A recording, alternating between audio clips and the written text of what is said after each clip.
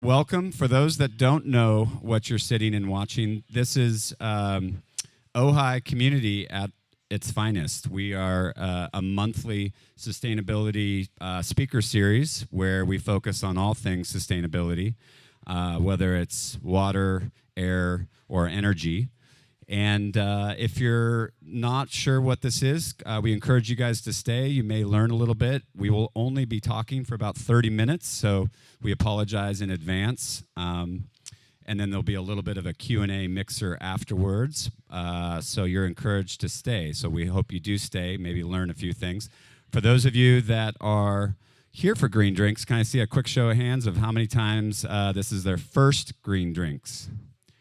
All right. Always good to see newcomers come. And let's see a show of hands for people that have been to green drinks before.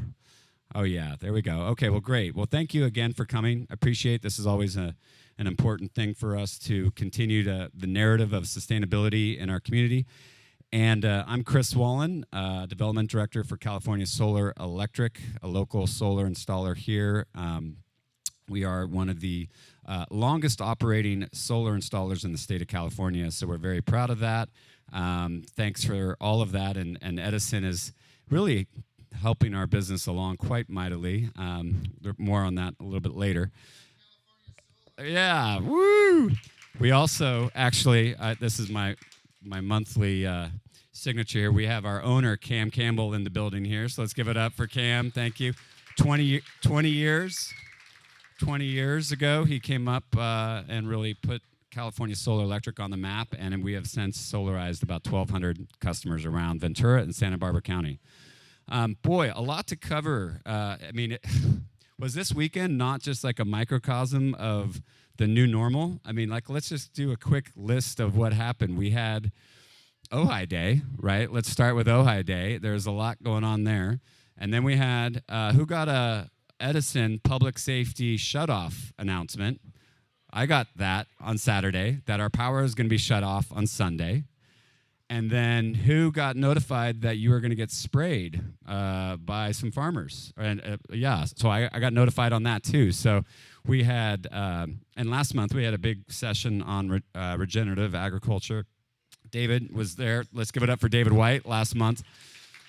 Really talking about what we should be doing with our soil and treating our soil and how that can really lead to resiliency. So the continuity with these green drinks is that it is about resiliency. We want to be a model for sustainable communities across the country and world. And we showed a video here of Utrecht and Amsterdam and how they've been progressive around their urban policy around bikes first and people first. And so tonight we're going to talk about that.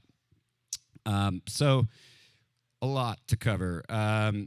Let's see. Oh, I forgot. Yeah, we'll pass that. I want to see a show of hands real quick because this has been actually on my mind here. So let's just go back to that PSPS event, and that's called a public safety power shutdown. This is the new normal for Edison. They're going to shut the power off in order to avoid fires. How many people have a backup generator ready to go? Can I see a show of hands? I see one. Does a flashlight count? That's probably the starter kit that most of us have.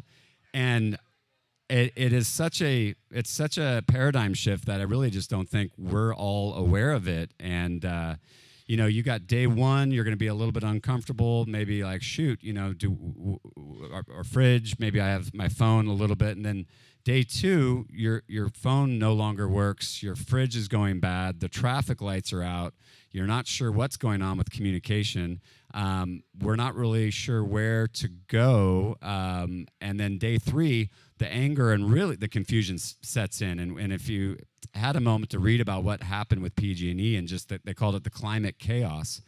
And so anyway, on that vein, I ask you all to put pressure on the city and the decision makers of putting forward a blackout plan. And I think we could be proactive and let everyone know where they call it a cooling center, where there would be air conditioning. You never know what the temperature will be out. What we do know thus far, I will say that City Hall will be open with a backup generator. That is a city building. Do we have any other known buildings that we know of that would be open? The library does not have a backup generator. I checked that out. So they do have air conditioning, but not in a blackout situation. So City Hall, as we know of right now, we are working towards Surzati Gymnasium as a resource center, and of course, Nordoff and whatnot. But I do think, some sort of proactive email communication just to get ahead of it, because we are going to be sitting with confusion very soon. And a new normal will be that we might have 6 or 7 of these PSPS events a year. And so I want to encourage us to not scramble through it. I want us to thrive through these public events. I want us to be knowing where the power is, where the fresh water is, where the family-oriented events are. Maybe we have at a community, gathering where there's, live music, and it's all about, it's okay. We flip the script and we turn it into a community event because we're savvy, we're prepared, and so we thrive during these events. So that's the destination postcard and the vision, maybe a couple years forward or maybe a couple months forward. I'd like to see us for that city, or for our plan for that. So moving on, Ojai Day, I encourage you all to go check out Facebook. There's really a lot of response of what our feedback was for Ojai Day and how we could make it better. It's always a great day for us. Ray did a great sort of thought of what, its own destination postcard of what Ojai Day could be, and I think there's a lot of good input and a lot of good energy around that, so I would encourage you guys to go check out the Facebook post about Ojai Day and Ray Powers. And that's Ray Powers, everybody. Let's give it up for Ray. He's a community pillar. He's been here every month filming, and he posts these on YouTube, so great opportunity to check out the content. And we've got microgrids, regenerative agriculture. We had Paul Jenkin talking about the Matilaha Dam project and the watershed. All these issues that are vital for making Ojai City and Valley a model for resiliency. So if you're wanting to know more, that is where they live. Moving along, okay, so for tonight, we're thrilled to kind of have a triple header for you guys. This has been an issue for we've been talking about this for a long time, and I think, Ojai has that small, agile, we fit the norm of a small city that could really do some great things and be a model. I keep coming back to that, but we're small enough, we're agile enough. And so what we're going to talk about tonight is really the plan for what they call an active transportation plan. And I'll let the pros and the folks speak to it. And we'll actually have a Q&A afterwards. And so hold all your questions until the end, and we will answer those. So first, I will introduce Kathy Nolan and Suza Francisca, who are Francina. I keep going from San Francisco to Francina. Let's get it right. Okay, my apologies. And then also Greg Grant, who is the planning public works director for the city. So, and we've got Kathy, who's the planning commissioner for the city, as well as Suza Francina, who is the mayor pro tem, all here. So with that, I'm going to hand over the microphone. Let's give a warm applause for these guys, and they will walk you through it. I didn't know who Chris Wallen was, but I started watching the Green Drink videos. They are absolutely fabulous if you missed the talks. And I heard Chris say that Ojai could be the Copenhagen of California. So I knew these were my people, so I had to come. Okay.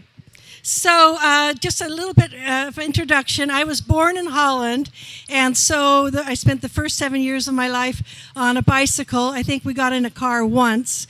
And even when we landed in the East End, we thought we could just walk to town, but it was so hot. Thankfully, people picked us up, gave us a ride in their big station wagons back in 1957.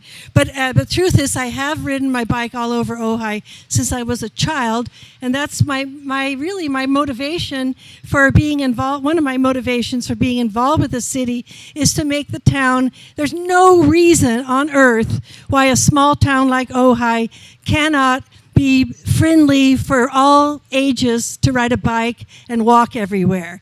Okay, and so that's what the complete streets are all about. But there's so many great things happening, and Ojai has to run and catch up. Did you know that San Francisco unanimously voted to make Market Street car-free last week? Okay. And even though this is a state highway, doesn't mean things can't change. Okay. The town center, if we had the best thing, one of the biggest decisions and the reasons why we still have a small town, I don't know if everyone knows this, but was it back in the early 70s that the city council vetoed the idea of a 4-lane highway through town? And that would have changed, that would have made, that would have just brought more sprawl like we see everywhere else. So Greg Grant, our Public Works Director, is going to give a slideshow shortly. But Kathy and I, and the ATP grant is going to be mainly about what's going to happen to Ojai Avenue, all the way to the Y and to Elro Blar, okay? And the big thing is the reduction of the 4 lanes to 2 lanes, so we're going to talk about that and why that can work, why it can work very well. And in fact, tonight in Oakview, they're talking about doing the same thing, so that these dinosaur remnants from 4-lane highways will disappear. Let's see. Most of you are very ecologically oriented. You already know that the Earth can't support 2 billion cars. And city, you probably know that Ojai declared a climate emergency. And part of that is moving toward, as much as possible, a zero emissions transportation system. Back in 1989, the World Watch Institute published a pamphlet called The Bicycle, Vehicle for a Small Planet. Okay? And up until around then, the traffic was getting bad, but it wasn't so bad that kids couldn't get around, that normal people who are new to bicycling couldn't get around. But in the last 20 years, as you know, the traffic just keeps getting worse and worse. So Ojai is caught in a vicious cycle. That's how I would put it. The parents are driving their children to school, even sometimes 3 blocks, because it's too dangerous. But of course, they're the danger. They're driving their kids. And we keep on unleashing these new generations of drivers. Today I was going very slow past Nordhoff, and a teenager in this humongous SUV came pulling out of the Nordhoff parking lot, and if I had gone just a little bit faster, she would have hit me. And that's the thing. The people in cars are more and more protected, and statistically they're in less accidents, but the accidents for people on bicycles and pedestrians are increasing. And somehow we've come to think this is normal. It's not normal, it's unacceptable. We shouldn't accept it. Almost every day you read about a death by car, and we consider this just a normal price to pay. Just wanted to read to you from one of my Bibles, Draw Down, the most comprehensive plan ever proposed to reverse global warming, and it's edited by Paul Hawken. Last I heard, he was moving to Ojai. I don't know whatever came of that, but if he is in Ojai, he'll be giving a talk. So, no, he will.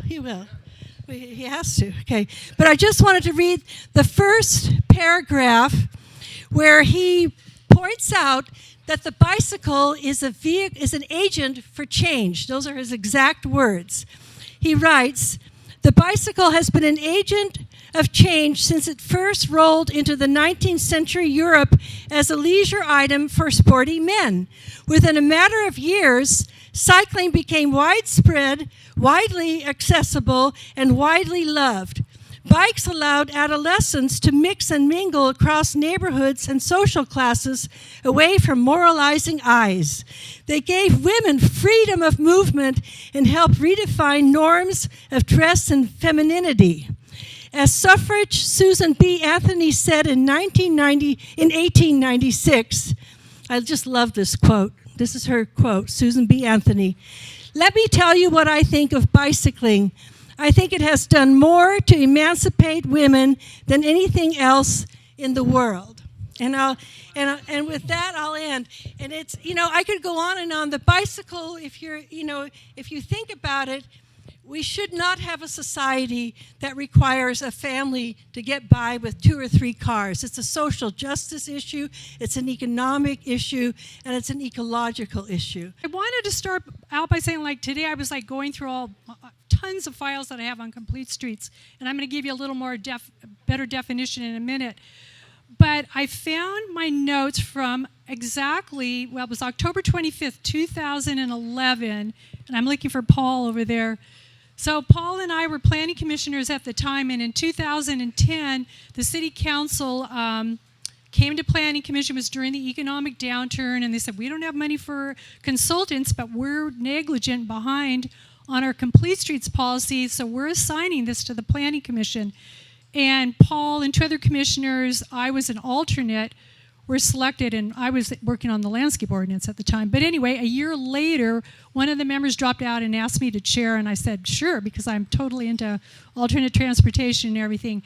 So we ended up writing the policy for the city of Ojai to meet the state mandate. And when we were done, Paul and I were having a meeting, and I said to Paul, I'm so bummed. I'm glad we finished it, but I know what's going to happen. It's just going to go sit on the shelf, and nothing's going to happen.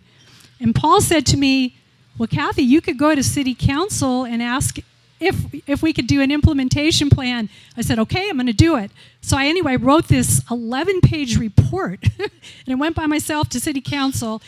But the reason I'm bringing it up is because I looked at my introduction, and I don't know where Chris is at, but Chris, you mentioned about the model sustainable community.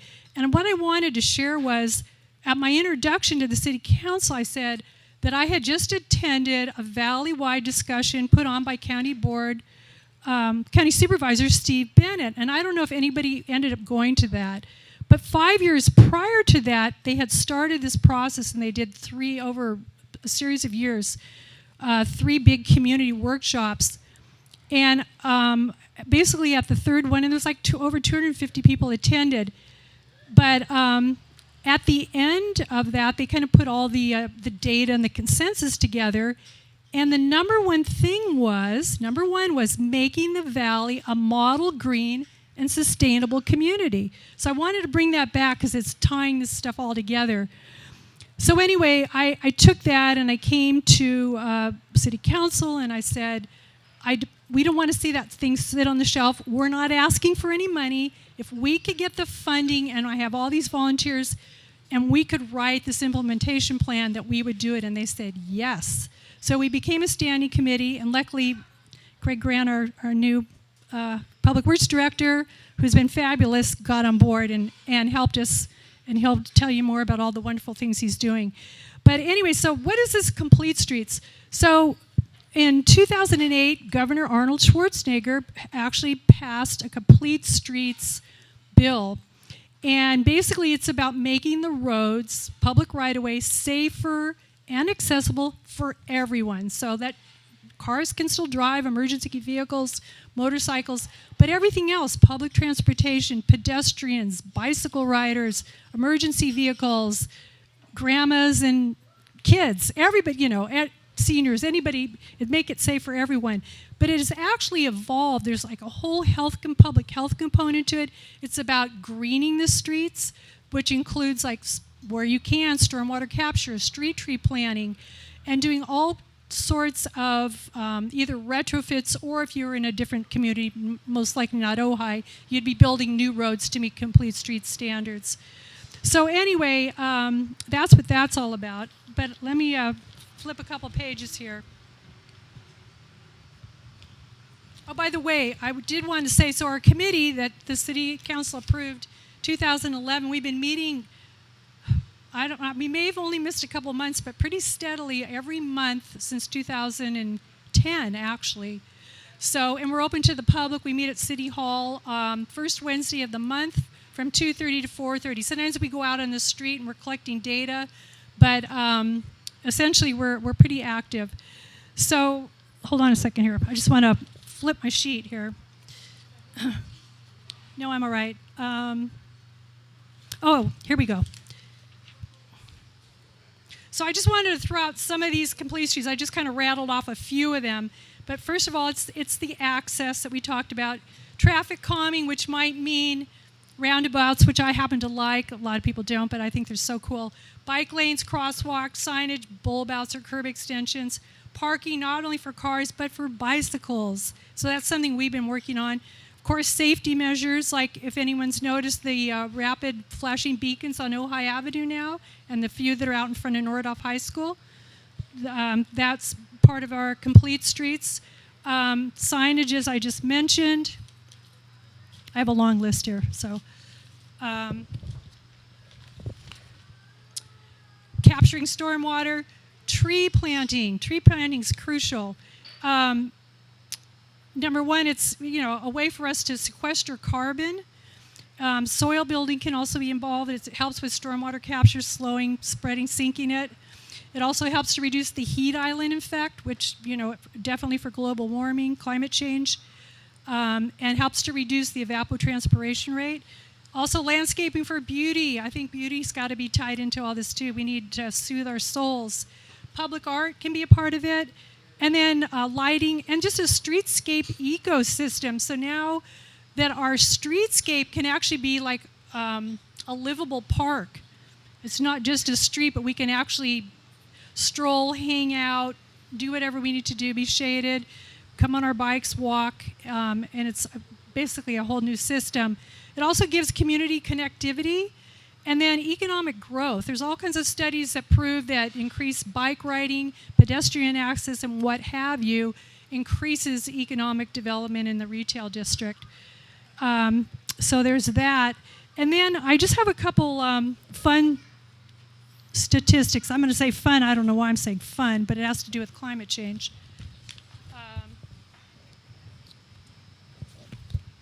Hold on.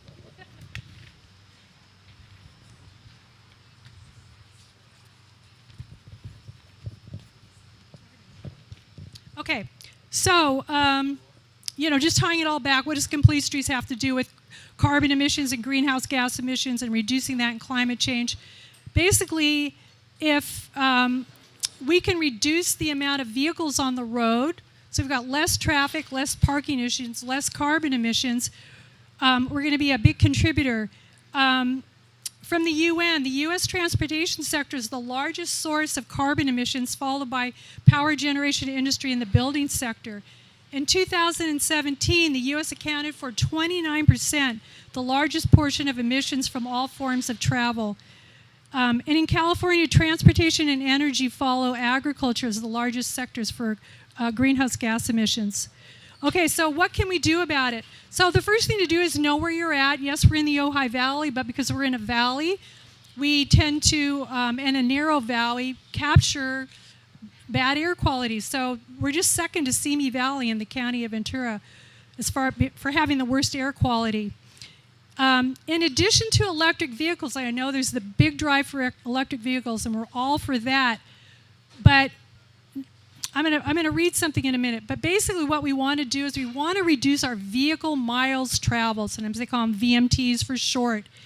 And what that means is just not driving as much. And I like to throw out the permaculture term stacking functions. It's really called smart planning, where you, instead of driving home from work and then when you get home and go, oh, now I need to go to the grocery store, or I'm going to go to the library tonight, you plan your driving trips so you can reduce them and keep them off the road. Because basically what's going on transportation-wise, a lot of the, especially federal funding, goes to building new roads. So even if you're in electric vehicles, there's still all those cars on the road, and that's where the money is going. So if we can reduce the amount of miles that we're traveling, it's going to make a big difference. So basically, if you could walk more, bike more, public transportation, carpool. And if electric vehicles don't become far more common, California cannot reach its goal of slashing greenhouse gas emissions to 40% below 1990 by the end of the next decades. Transportation passenger cars account for about 40% of such emissions. So essentially, Californians need to drive 25% less to reach our 2030 goals. And I mentioned this a minute ago. Another thing we can do besides reducing the vehicle miles traveled is plant trees, and more trees, and in the process build your soil for carbon sequestration, stormwater capture, and what have you. And I just got this yesterday of something I received in an email, and I thought it was really, like I get it, but I'm hearing it again, and I felt it was worth sharing. I'm quoting this: "Our housing policy is our climate policy. For too long, we've built our communities around car ownership, slowly killing our planet. To fight climate change, we need to build or retrofit walkable and transit-oriented neighbors." And I want to say one bad news thing, which I hate to do, but any of you who are on our Complete Streets list, I had sent out a notice earlier, a legislative notice, to vote for SB 127. That was the Complete Streets bill. Governor Newsom just vetoed it. But basically, the bill would have required Caltrans to consider bicycle and pedestrian safety improvements when repairing state routes that serve as local streets. So that was kind of a bummer. But anyway, please join us to reduce traffic and combat climate change. I have a sign-up if anyone wants to get on our email list. And like I said, everybody is welcome to join our Complete Streets group and be a part of that. And now for the really exciting part, the ATP grant, Active Transportation Grant, and Greg Grant is going to present it. Thanks, Kathy. Appreciate it. Yeah, my name is Greg Grant. I'm the City Public Works Director and City Engineer. So it's been great. I've been here for about 7-8 years now. And one of the first groups I got pulled into was the Complete Streets Committee. And it's a bunch of really passionate people led by ringleader Kathy Nolan. And she is passionate about this stuff, as you just heard. And so it's great stuff. I mean, it's bike pedestrian improvements to make things nicer around town. Instead of, I think everybody talks about the pendulum used to swing. And I think I got a slide clicker here. And the pendulum for a long time, that was a long time ago, right? Downtown Ojai. And downtown Ojai used to be very walkable, right? The old days, everybody sat out in the front porches, and it was quiet, and everybody hung around their front porches. But it went from that to, Futurama, I guess. It's a great slide. And I want to quickly mention Paul Crabtree's out in the audience there. And he's a consultant to the city, and he's a complete streets expert. And he happens to live in town, but mostly practices in Colorado. So we pulled him into a lot of these projects. So I remember he grabbed this slide, and I think it's a great one. That this is the kind of thing they used to advertise like at Disneyland, right? Everybody was going to be in these massive transportation systems, somewhat true depending where you're at. But that pendulum was swinging to bigger, wider streets where everybody would go fast. Great for cars to get there quick, but not so great if you're a pedestrian or a bicyclist trying to get across those streets. So that was kind of a pendulum swinging there for a long time. And, all right. So then at one time, this is back when Jim Lobel was mayor. So there was a push to put 2-lane highways through Ojai to Santa Paula and also over to Carpinteria. So Jim Lobel gets credit for really saying this is ridiculous, it doesn't belong here, and we need to stop it. So he worked with the group, the Citizens to Preserve the Ojai, to stop that from happening. So it's still, I think as we've all seen out of Maricopa, that was some of the big shopping centers of Ojai. That was envisioned to be them. We might have our Costco out there and really have a big, heavily marketed area. So that happened for that one strip. It's about 0.6 miles, not even a mile. But it stopped through the rest of the area, so we can thank him for that. And the Maricopa Highway did get the 4 lanes, and we're trying to push it back. So we all are saying the pendulum. It was swung out, trying to pull it back. It's not easy. It's a heavy pendulum. And what makes the pendulum heavier is that it's Caltrans right-of-way. So Caltrans is a beast. They used to have an office down in Ventura. Now you've got to go downtown L.A. They've got about 8 stories of people down there. And if you want to do anything on this right-of-way, we call it, that's the property they have, generally from the back of the sidewalk and across the street, we have to permit it through Caltrans. So if we want to put a bike rack out there, or if we want to put a different curb ramp or anything else, we have to permit it through them. So that can take, for instance, when we put the flashing beacons out on Maricopa Highway, The permitting took 2 years. It was ridiculous. So that's not a quick process. A lot of reasons. It wouldn't normally take that long. I think it's more like a year plus, and we're getting better all the time to hone in that. But it's very technical. They have 6 different divisions that review it when it goes in. They all have responses that come back, comments that can be conflicting with each other that we have to straighten out and get them back to you. There's probably some developers out there that say that about the city, and I won't touch that one, right? So we do it on a smaller scale here, yeah. But so anyways, but even going to the Ojai Valley Area Plan, you can see the highlight was Highway 33 will be limited to 2 lanes between Oakview and the city of Ojai. So that's in the plan, and you might have heard that the county is redoing the general plan right now, and that'll be a discussion item for them as well. So right now, we've got 2 lanes from Oakview, and people might know there's a meeting tonight with the Municipal Advisory Commission down in Oakview, and they're looking at a concept. Sorry? Yeah. It's at 7 p.m. tonight down in Oakview, and at the Resource Center, and they're talking about a grant they have to take a look at traffic calming and improving the roadway through Oakview and through Miramonte and Casita Springs. So, and I should highlight when we mentioned that the amount of traffic that occurs down in Oakview is about 25,000 cars per day. The traffic that happens on Maricopa is under 10,000. So it's a light year of difference when we talk about a lane reduction. But we're talking about a lane reduction, and we have a design underway. One of the goals of lane reduction out there, when you've got 4 lanes on a small capacity street like that, it essentially becomes a passing lane, right? Everybody, if you got somebody slow, go to the left, go to the right, go around them. So that conflicts with if you're a pedestrian. If you want to cross that street, it's dangerous. So you might see that one car that appears to have stopped, and you got to look for that next one. You might make it to the median, and you got a left turn lane to deal with, and then you got to get 2 more lanes. It's a scary situation. I think we all know, unfortunately, one was hit there back in April and killed trying to make it across the street there. So here's an interesting statistic. If you get hit at 20 miles an hour, your chances of survival are 90%. Every 10 miles per hour increment, your odds go up of dying significantly. So at 30, it's roughly 50-50. At 40 miles an hour, your odds of survival are 10%. So that kind of throws you out to Maricopa Highway. That's a fast road, and people can easily drive over 35 miles an hour because there's nothing to stop you.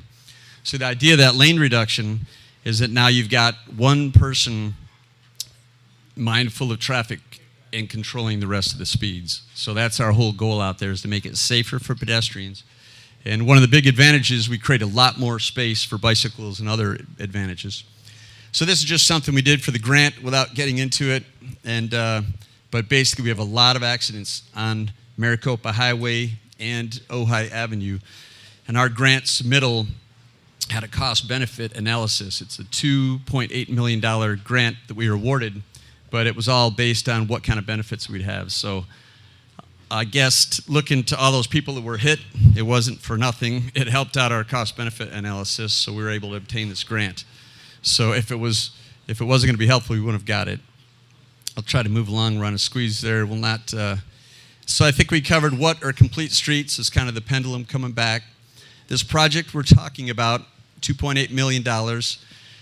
It's really about pedestrian crosswalk improvements, adding bike lanes, and infilling sidewalk where there's no sidewalks, and putting in trees also, which are a huge part of making things walkable, right? If you're in the shade on these hot days, it's super comfortable. If you're on a long stretch of highway getting cooked, not much fun of a way to walk. So add the trees, put the sidewalks in, make it safe to walk. This project starts on Maricopa out at El Roblar. It comes to the Y, goes from the Y all the way through town out to Gridley. So it's this whole stretch that we're trying to do those things on. Our schedule, can't see it very well, but we've been just started designing permitting with Caltrans, huge obstacle. We have to have permits by December of next year. You think that'd be easy, but like I'm saying, it's not, and it's a big project. So we plan to start construction in 2 years in the summer. And so pedestrian, bike, it does improve the routes to school. A lot of public schools on the roadway. Nordhoff High School as well as the Matilla Junior High School and Ojai Valley School. As Kathy was mentioning, there's a lot of stormwater capture. When you see these curb extensions around town, we're grabbing water and keeping that alive and reintroducing that to the groundwater basin.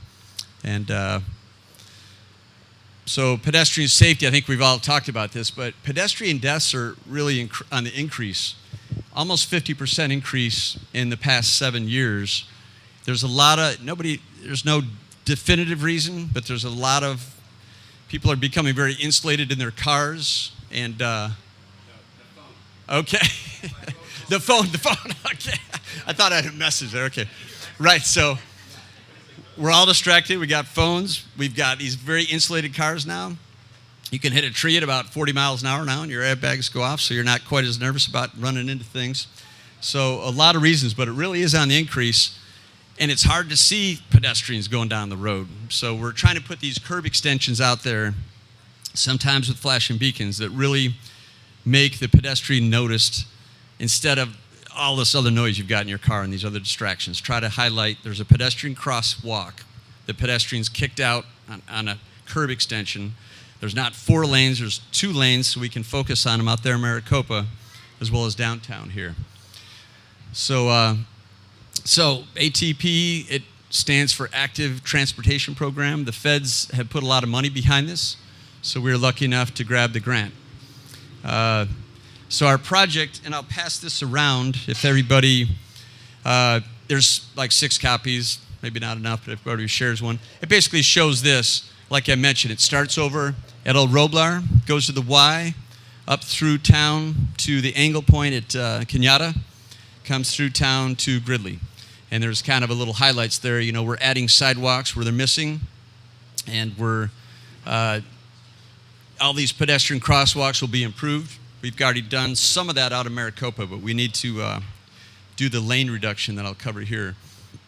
A little close up there. So there's no match from the city. This is all grant funding, and working with Caltrans is going to be tough. So here's what the project looks like. Is up here at El Roblar will kick in, and first stretch, right? This is that open field. This is the Ojai Meadows kicking in right here. So you get a feel for this because we have so much width on the roadway. You can actually have one travel lane. You can have a bike lane that's protected with parking. So there'll be parking with trees or other vegetation separating the cars from the bikes. So we got that huge window to work with, right? And here's kind of a rendering that shows that concept. The existing median, the existing curb, you've got all that width. The cars travel here. The cars can park here. Now, we don't have heavy parking, so we'll have landscaping kind of creating that border. And then we'll have the bikes separated by parking. Some people say parking protected biking. So that's otherwise known as a Class 4 bike lane. So we'll do that from El Roblar to the high school, and then from the high school to the Y, we're looking if we can continue that or not, but it gets a little more complicated the more driveway cuts you have, having to pull across those couple lanes, but we're trying to make that happen. There's a lot of concern around the high school. This is probably the one area that has peak traffic in the morning for 10 or 15 minutes, and it's all about this church, if you know the church intersection, Church Road. In the morning, traffic stacks in this left-hand turn lane and wants to get into the parking lot. People coming from the Miners Oaks area are turned and stuck because there's congestion in the parking lot. They get stuck. On occasion, this kicks out here. We're talking 10 or 15 seconds, maybe 0 to 2 times in the morning. So it's not severe, but it's something people are concerned about reasonably, and we're trying to ensure we address it. So if we had one lane, would they stack against that? So we're making sure we address this by creating 2 dedicated lanes, one right-hand turn lane here, one left-hand turn lane here. We're looking at putting a turn pocket up here, and we're working with a school. This extra driveway cut was the original proposal, and we're reviewing that again because it kicks in certain issues with our parking lot. Making it ADA standards can be very expensive. They're saying it could cost upwards of $1 million, so there's concern there. But we have another way to fix that. And so that you can see there's curb extensions here, right, where there's existing crosswalks. we already had those flashing beacons put in recently, but there would actually be one lane, and now the pedestrian is protected. They walk out onto a curb extension, and they get even more prominently seen by the cars approaching when they cross the street here. So it should significantly improve that crosswalk safety. And there's kind of a close-up. We're still maintaining the drop-off zone in front of the school. We'll have this. We're going a little debate with our consultant on that right now, because we can either keep the drop-off lane at the curb, and then we push the bikes outside of it with a buffered bike lane to get past this area, or there's another consideration to keep that parking buffered bike lane where you'll be able to park on the outside and the bike stay on the inside. So there's been some concern about emergency access. I don't know if we need to get in that much here, but we've got fire and police and the ambulance and the hospital. Everybody supports the project. It's got a lot of ways to assure there's no issue during an emergency, whether that's fire or police issues, or if there is some people saying, what about choking this section of roadway if there was a big wildfire here? So if you really think about it, you got this giant valley, you've got this little 0.6 mile 4-lane highway, and I think a lot of us were all here in 2017 when the fire occurred, so we had a good test. And all the way to Carpinteria, it was stacked all the way. 4 lanes in front of the high school is not going to help that. It's not going to have any difference, but there is some people that are very opposed to this project that feel that that is a critical feature when we have a wildfire. So without beating that to death, it really, we've had experts look at that, and we can't find a way that could be an issue. I think the only one that could have got some traction was what about, and I was there that night when they had the emergency evacuation to the Nordhoff High School. There was people dwindling into the high school, so we want to make sure we manage the traffic out front. But that is, managing the traffic as you enter the high school. It's not the 4-lane highway. So here is the option 2 when you've got the median, the curb, and when the cars travel here, you can also put the bikes, you've got enough room to have a buffer next to the bikes, and they travel there and let the cars park here. So a lot of consultants feel that's safer when you have a lot of driveways down by Vons and Ben Franklin and so on. So that when you pull out of a driveway, you can pull into the parking lane and look clearly at a bike and a car. So we're considering that carefully. I know there's certain bike advocates that are opposed to that, and it is not quite as good for bikes, but it's better for cars, so that is a debatable issue that we're looking at. So I think, in general, I'll try to keep moving quick here. We've got the hospital seriously looked at and making sure they've got good access for ambulances and so on. We're looking at alternates to get into the high school as well. I think a lot of people feel like, well, if you're coming from the tract over here behind Vons, you don't want to go across the highway and go down here and then come back across. So we're looking at, there's enough room in these bike lanes to make them 2-directional. So you can come out of the Vons the development in Descanso and Carrillo, come up to Valerio, do a 2-directional bike lane, and get over into the school. So we're looking at that. So I think we'll move through that. I think we covered the benefits of 4 to 2 lanes. Absolutely safer for cars. It's not just for pedestrians. The pedestrians are going to be safer crossing the road. The bikes are going to have a fully protected bike lane, so there should be a lot more biking out there. I think Suza's behind that one. And so the cars, though, when you're dealing with those speeding cars, that's where the accidents happen, right? We just had one a few weeks ago in front of the high school, right at the church road. Somebody trying to pull into the high school. Somebody uses the passing lane, jets by and nails somebody, and it flipped the car out there, right? I think it was a Mini Cooper. And so it controls the speed much better. Aesthetics is much prettier. The school district board actually gave us a resolution of support for the project. So here, moving along, is from the Y, right? We've got the Y here, and you've got the Ojai Valley Bike Trail down here. So we're looking at a way to come up into the Y and have a dedicated button you press and you can kick onto that bike lane. It would only be triggered when there's demand for it, so we don't interfere with the timing on the intersection there. So this right-of-way through from here all the way out to Gridley is not as wide as Maricopa. Obviously, we don't have the extra room for lanes and so on. So it'll be more like this. It'll be the median remains, the travel lane, and we'll have a bike lane. So it's not as nice a situation or as safe a situation as Maricopa with all that room, but it is still a bike lane. So you've got the options for the hardcore bikers or people moving just a block or two apart to stay out here on this road. But if you're moving casually, you can hop onto the bike trail and go all the way downtown with your family and be a little more casual about it. So I think that shows some of these sidewalk infills we're doing around Country Club Drive. If you're out at Country Club Drive, we'll have a new sidewalk going across the Rancho Inn out front there, up to Bristol, and all the way down to the liquor store, Ojai Liquor, I think, right? Okay, so, yay, so you can get to Ojai, you can walk to Ojai Liquor, all right? So, that's important. You can walk all the way from out there, even down here. So we've got existing, this is, I think, at the vet's office. So you can kind of see, hey, that's what it looks like now. We'll have a bike lane. We'll have a walking sidewalk here. Probably DG in a lot of the areas around the trees to help support the trees.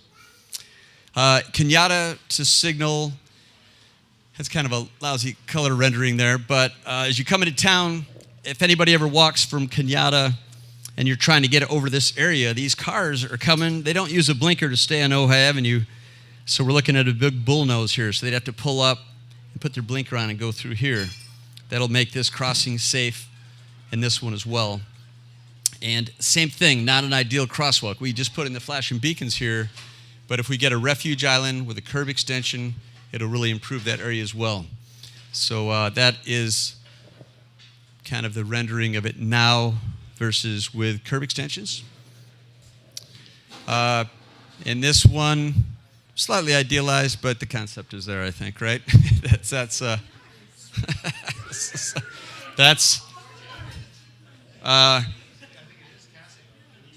right. So I'm not sure about the kids running without. Where's the parent? Right here. Okay, there's a parent. And but you can see this idea. We're doing it around town already. We've done quite a bit in our recent paving jobs. We're adding these curb extensions with openings for stormwater capture. A lot of those we dig with a backhoe down through clay, and we break through the barriers to get it into the lower groundwater levels. And so stormwater capture, it cleans the dirty water that comes off the streets. It has a lot of brake dust and other issues in there. And that's safe for crosswalks. So we're a step that way right now, the flashing beacons, but this will bring it up a lot more. And, well, I can't remember why we had that one in there. I think part of it was in front of the arcade, we're looking at returning trees there, but that's a hot topic as well. There used to be trees, and you could even see if you look up on the front of the arcade, there was water spouts, and they're still there. So the water's captured on the roofs, and it kicks out of these water spouts, and that's where they used to locate the trees. So we're trying to get those back in there, and that's not a definite. It should be a definite, but it's not.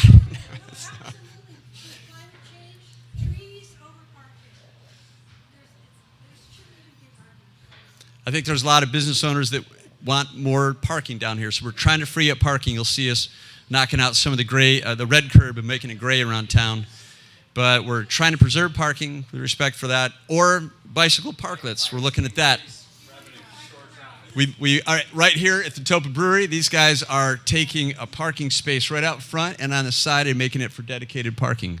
So they couldn't really add parking in this situation, so they're adding bike parking, and that's.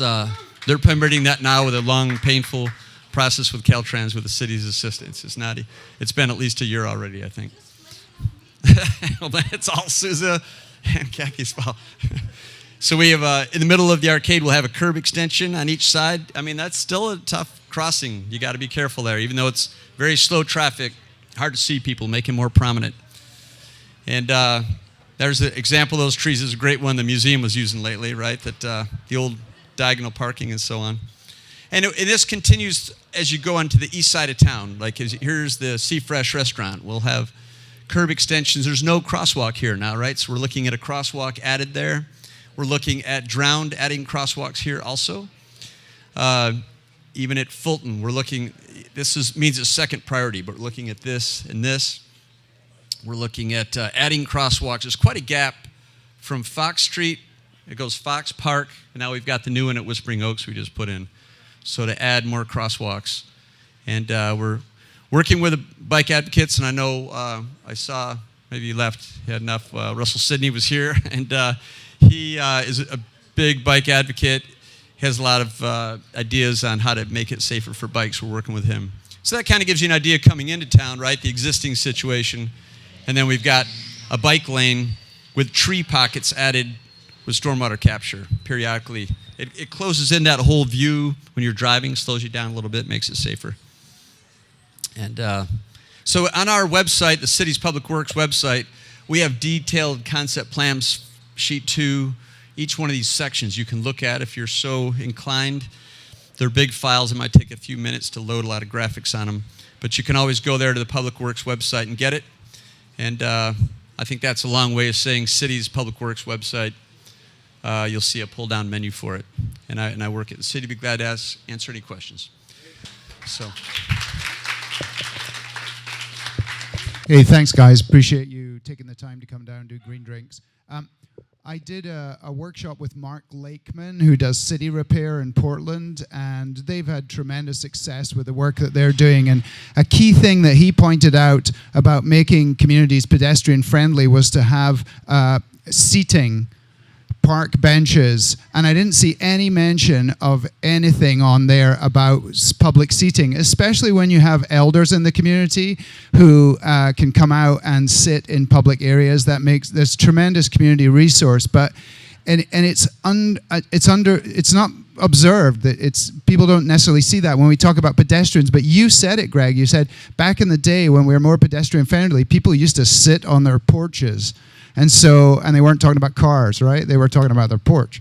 And so we need to have more seating in public. Can you help us with that, Greg? Can you work on more of that?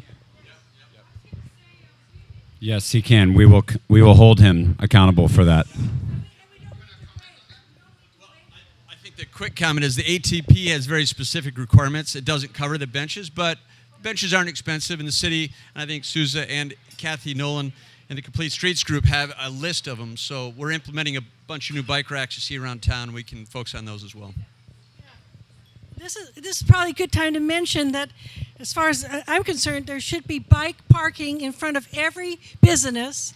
And the rule is that the bike parking should be as convenient as the nearest car parking space. It should not be hidden. It should be visible. Am I still not... What's she doing? Oh, she wants me to move. Okay. Oh, okay. Do I have to start over, or am I okay? Okay, and then the benches, I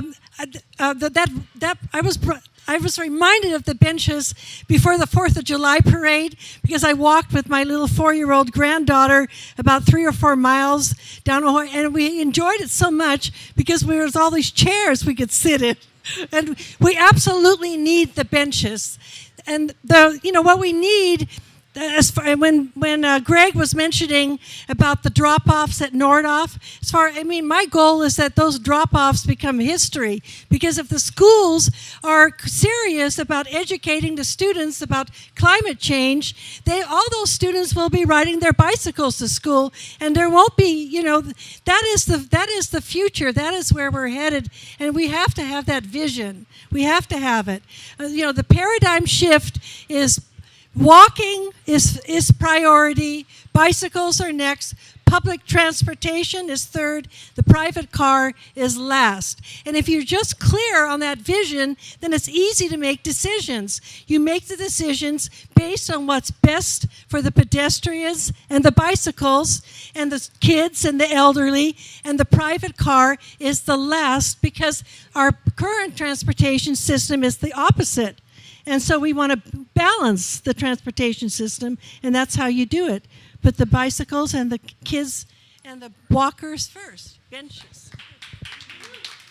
I thought I'd mention, too, it's never as easy as it looks, but we try to get it done, and that is that the sidewalks are generally pretty narrow. We generally own the curb 5 foot back, and we're trying to leave about 4 foot, really 5 foot for two people to walk comfortably. So if your business wants a bike rack or a bench, they're not that expensive, and our crew's glad to install them and secure them and that kind of stuff, so we can put them back in the private property.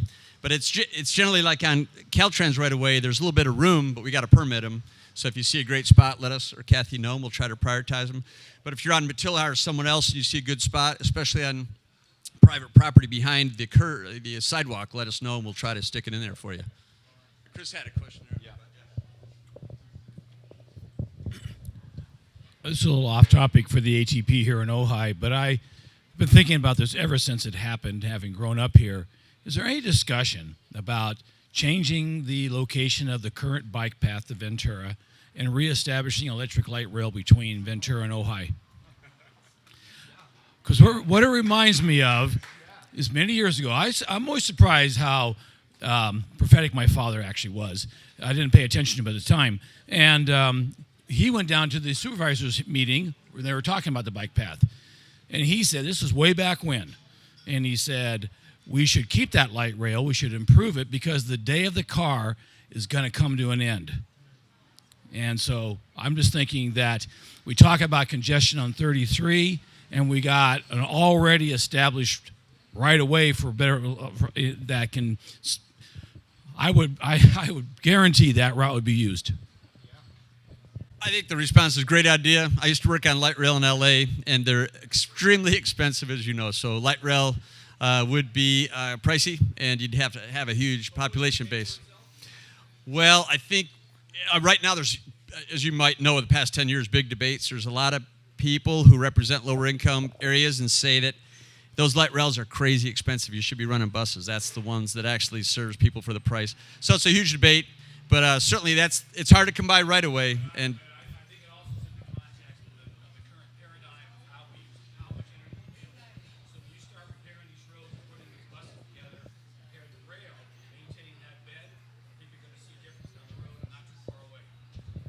I'm hearing a solar-powered light rail system that would be self-powered with all that industrial wasteland that's all there, right? We've got to redevelop it somehow. Go ahead. Greg, I'm really excited about this. I ride my bike every day from Miners Oaks to downtown and to my gym, and the most dangerous intersection for a bicyclist and for anybody in a wheelchair, I have to say, of course, is the Y. So I know you're paying attention to this, but right now the way it is, if you're in a wheelchair, I'm talking right into it. I don't know what else to do. If you're in a wheelchair, you have to ride up to the button, which is nowhere near the ramp, and try to reach it, press the button, and then back up your wheelchair or your bicycle, which is what I have to do, and then find the ramp and try to get there and cross the street when it turns your way. So I know you're going to redesign it, but when you do, pay attention to that part. My other question is, are you still thinking about doing two-way bike lanes on either side of Maricopa Highway? I hope so, mainly because that intersection is so dangerous. It's hard to get. Yeah. Yeah, we're looking very carefully right in now in the design effort. For sure, from that housing development directly to the school, Carrillo, Valerio, directly over. There's also concern on the other side. There's enough room out there, even from Miners Oaks, right? You might not want to. You would ride on the right-hand side coming over to the school, but to go back, do you really want to go past the Ojai Meadows to the other side of the school? There's a lot of room there, yeah. So. Anything else? Thank you, everybody, for coming here tonight. I have a quick question. It's a straw poll. How many people rode their bike here tonight? Yeah, for you. And is there anything preventing you from riding your bike?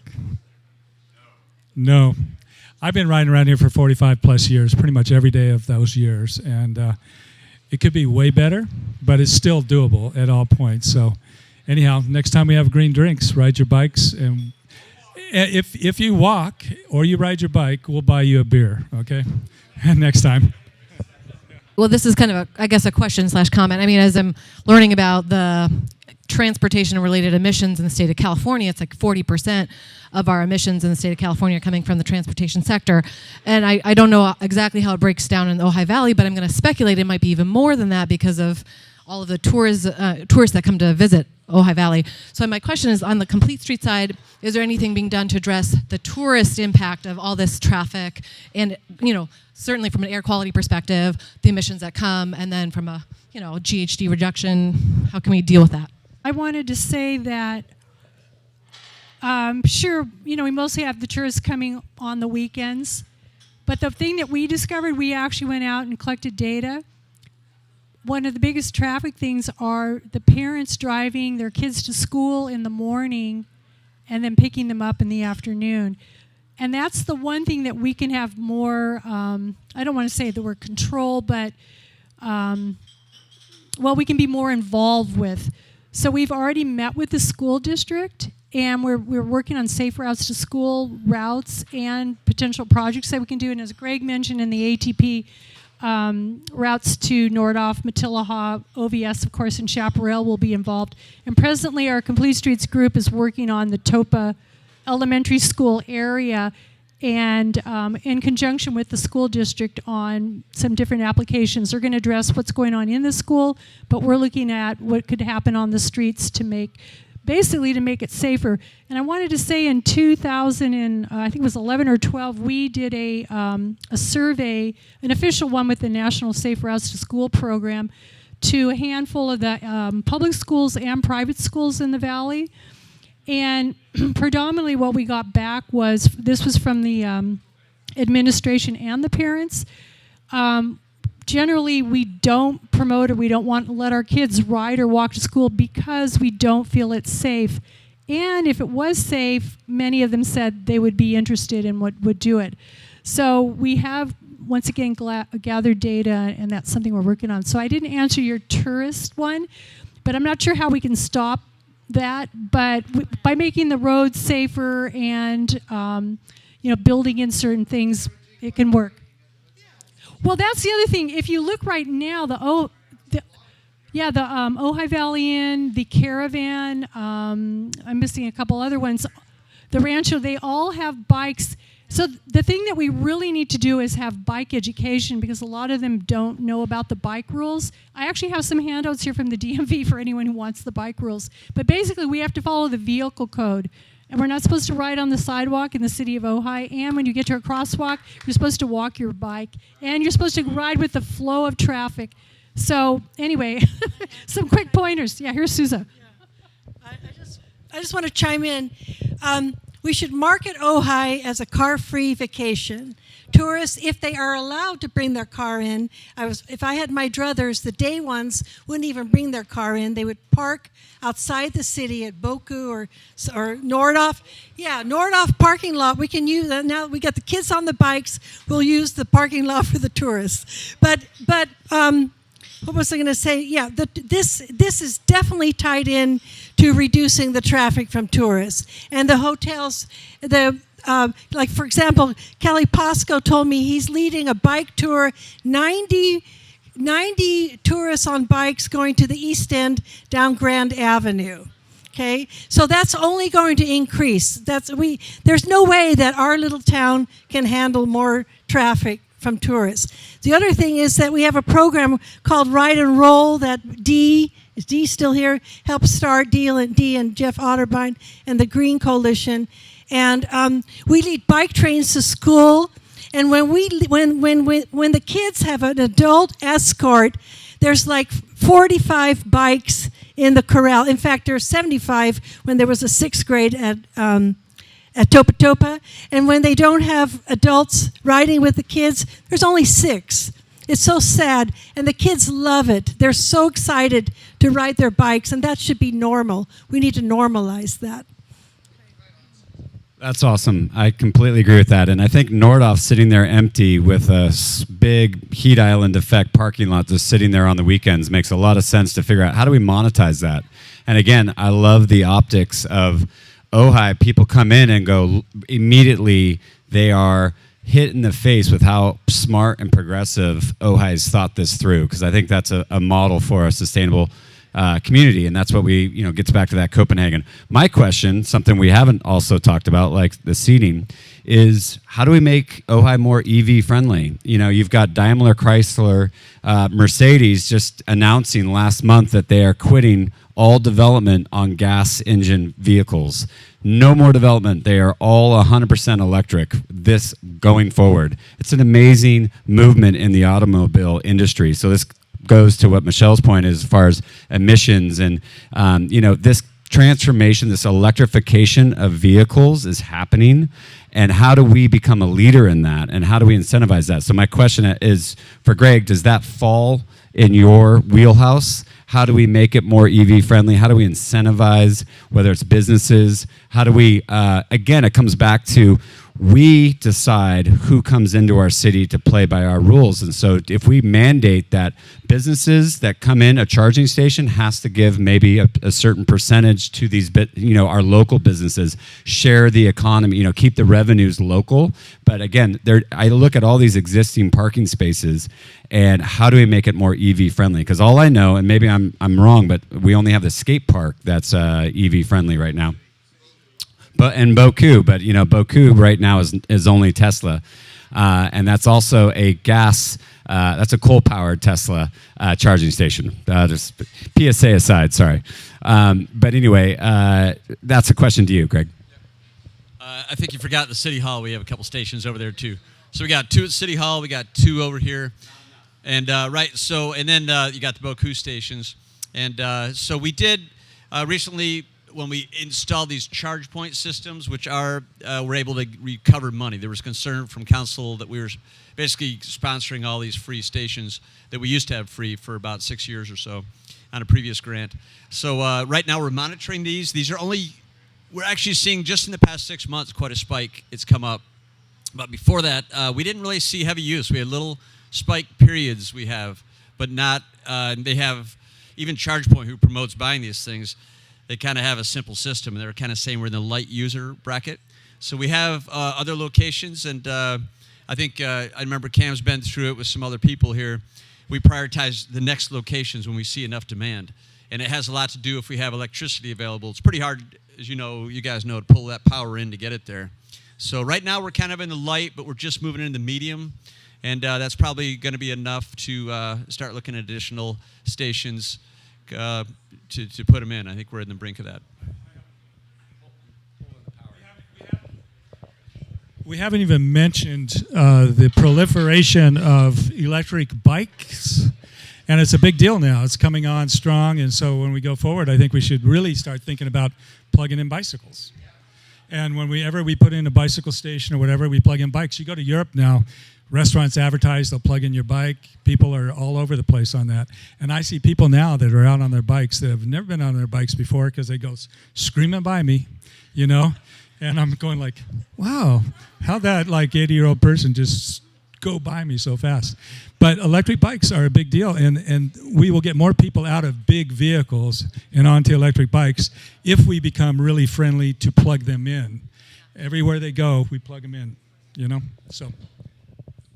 Just a quick response. We recently did a parking study. It was for vehicles and for bikes.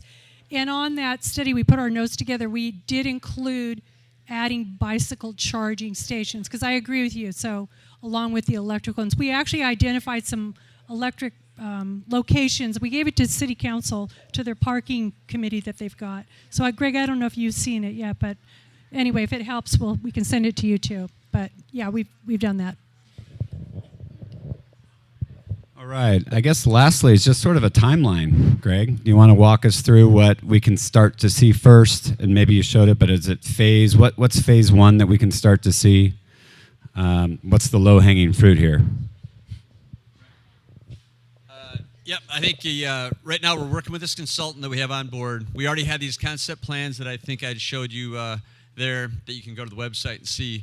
So based on those concept plans, our money at $2.5 million for construction, $300,000 for design, is limited. So we're trying to prioritize what crossings. Caltrans is planning an overlay on this roadway as well. So we're trying to do our project just before them. When you do an overlay nowadays, you have to upgrade the curb ramps. So we're deciding where the priority crosswalks are, and they'll do them. So That gets designed by spring of 2021, and you'll see construction starting in the summer to fall of 2021. It's really not a major. A lot of this is curb ramp, flat work, you call it, improvements, and the sidewalks, tree planting, so on. These aren't monumental earthwork projects or anything of that sort. So we're looking at a 1-year construction phase, summer of 2021 to 2022. So it used to sound like a long way off. It's getting pretty close. Yeah. And will there be more opportunities for public input and design? Obviously, we have some pretty strong opinions here, and it seems like the technology's moving fast, and there's sort of the pre-Thomas Fire paradigm and the post, and now how do we want to model our community after resiliency and be that sort of vision? I feel like the temperature's sort of rising in that direction. Is it too late to incorporate some of these progressive ideas? Right. And the answer would be, okay, so I've got, I guess, my name and phone number there, but all the employees at the city are just the last name, Grant at ojaicity.org. I'm not asking for a ton of email, but if you have, it'd be ideal to go to that website and you see a graphics and actually have a particular comment. If you've got, sometimes we've received really extensive comments that are, dozens of pages long, and those are hard to sift through. It's really nice if you have specific comments, we can try to address them. The 35% design will go to the council in a few months, and they will take a look at how we're doing money-wise versus the goal-wise. We can't do everything, but we'll do a lot of it. So that's also a great time to incorporate comments. But up until that point, we're moving towards the concept. And, if you've got, it's always good to have specific comments, not it needs to be better. We have a hard time figuring that one out. What about sort of a majority consensus where, built by the people, voted on by the people? I think that would be a good gesture towards the community where we felt we voted on this, we earned it. They went along with what we wanted versus what you got. Obviously, you're presenting a lot of great things for our city, but I think to have some sort of transparency around where we could get together, whether it's a petition or these are the top 8 things that are under consideration, and there's some sort of vehicle that we can get behind and actually show the momentum of what we specifically want to prioritize, and that there's some sort of accountability from the city part to act on that. And I think that would do wonders for sort of the implementation and ultimately the buy-in of what we want to do next, right? So it's more of a we thing. Any questions on that, or right? Oh, I just have a comment to that specific thing, which is, as Kathy said, they've been meeting since 2010 or 11. They've all been open public meetings for complete streets. So I hear what you're saying, and kind of coming in at the last minute when in 2 years it's going to be complete is probably pressure and input that could have been done a long time ago. But as you also just said, where do we go after that? And you're right, it's 2 years away, but it takes a long time, as Greg mentioned, with Caltrans to get things approved, and then to add new design elements pushes the whole thing. So, there's been almost 10 years of public input being able to be given. And I'll let Greg respond to this too, but I wanted to mention that we actually did have public workshops, and Greg has actually met with the bicycle community numerous times, and with the school district, with the police department. So we've actually been out engaging with the public during this whole phase since the grant was awarded. So they're kind of wrapping up the planning part right now, pretty much in conjunction with Caltrans, because Caltrans is basically the one who's going to give the stamp of approval on what gets to happen. But as Greg said, if you want to send your comments in or show up at City Council, I guess, at that next meeting. Or at Complete Streets, like I said, just come. Anyone's welcome to come. Yeah, I think that's great, and I think it's just to David's point. Seats are great, EVs are great. just transparency around a tactical plan. I think that's where we talk about post-Thomas Fire, it's time for tacticals. So that's all. We all enjoy the benefits of critical mass and mobilization of what we want to do. So with that, I think we're good, unless, Suza, do you want to say one more thing? Sure. I just want to be clear that this is just one part of the valley. It's a critical part, but the other streets belong to us, and we can move a little bit faster on those streets, and we're really working hard on those. So we'd love to have you on board, and anyone else. Yeah, and I'm still going to try to squeeze a few more things into your plan, because I've come to the conclusion that we need bicycle crossings, because the bicycles are starting to outnumber the pedestrians in the crosswalk. And if you want to make it efficient, we've got to look at bicycle crossings, at least try. And if we can't have it right away, then we'll have it in a couple of years. Okay, that's all. Thank you. I think, if anybody agrees on a bike crossing, that I think a lot of us are targeting Ventura Street. Yeah. That's a big one, right? Yeah. So, and then, and it is true, I think, Suza, excellent point that we control the city streets, we can do stuff in a snap. But when it's on Caltrans, it's a long struggle. It'll be hard to change things significantly on that, so. Yeah. Cool. Well, thank you very much, guys. Appreciate it. And this will do it for Green Drinks.